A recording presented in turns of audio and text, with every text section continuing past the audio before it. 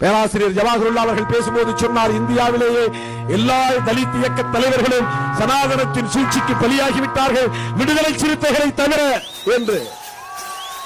நம்மையும் நம் கதவுகளையும் சனாதனம் வந்து தட்டி பார்த்தது. திறந்த பிறகுதான் அவர்களுக்கு தெரிந்தது உள்ளே இருப்பது சிறுத்தை என்று.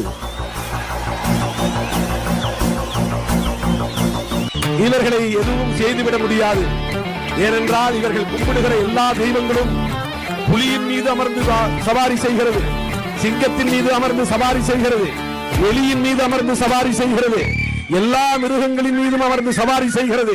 கடவுளாலேயே சவாரி செய்ய முடியாத மிருகம் விலங்கு ஒன்று உண்டு என்றால் அது சிறுத்தைதான்.